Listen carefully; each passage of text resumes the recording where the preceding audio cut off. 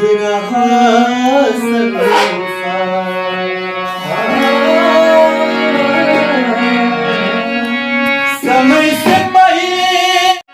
समय से पहले भाग्य से ज्यादा कुछ न मिल पाई। समय से पहले भाग्य से ज्यादा कुछ न मिल पाई। राह में निकल चलाए राही मंजिल जाने कहाँ भेटाई। राह में निकल चलाए राही मंजिल जाने कहाँ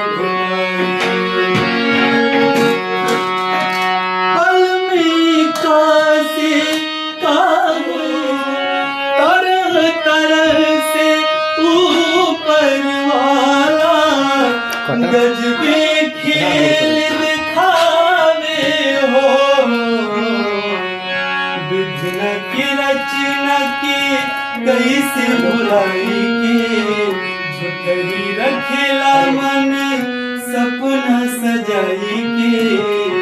ओ कबो दिले हंसाई कबो दिले रोआई।